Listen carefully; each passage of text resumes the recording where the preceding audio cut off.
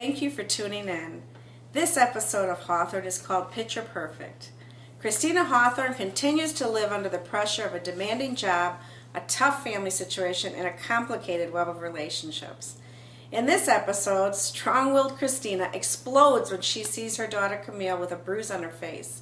She assumes that her daughter's boyfriend Marcus has been abusive.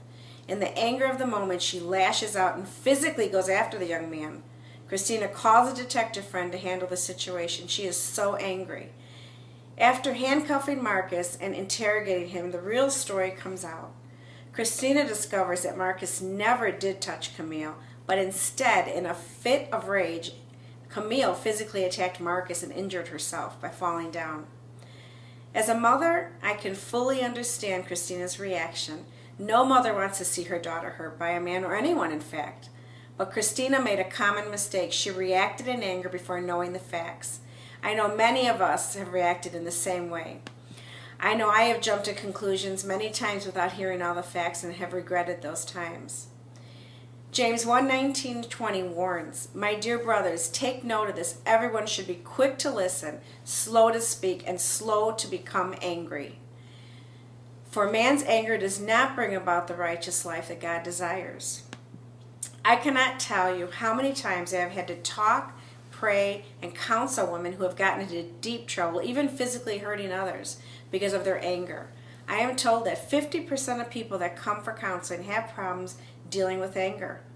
Most of us spend way too much time seeking to justify our anger instead of accepting responsibility for it. Two Greek words are used in the New Testament for our English word anger. One means passion or energy, and the other means agitated and boiling. Anger is a God-given emotion that creates energy intended to help us solve problems, but anger can also be an extremely negative force. It's kind of like electricity. It's an energy that can light our house or it can electrocute us. Many people allow their anger to turn into a destructive force that ruins their life and sabotages their relationships. Scripture has a lot more to say about anger, and I'd like to share a few of those verses with you. In Proverbs 15, verse 1 and verse 18, says, "A gentle answer quiets anger, but a harsh one stirs it up. Hot tempers cause arguments, but patience brings peace." Another verse in Proverbs 19 says, "If you are sensible, you will control your temper. When someone wrongs you, it is a great virtue to ignore it. The king's anger is like the roar of a lion, but his favor is like welcome rain. If someone has a hot temper, let him take the consequences. If you get him out of trouble once, you will have to do it again."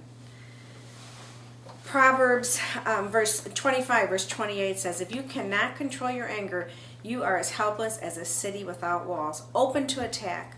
One of my favorites, though, is Proverbs 30:33. It says, "If you churn milk, you get butter. If you hit someone's nose, it bleeds. If you stir up anger, you get in trouble." In the end, Christina chooses to make things right with both Camille and Marcus. When we let anger simmer and don't deal with it, it will evolve into bitterness and resentment, which are even more lethal than explosive anger. There are times when each of us must humble ourselves and say those very difficult words, "I am sorry. Will you forgive me?" I am Jobe, and I want to thank you and say God bless.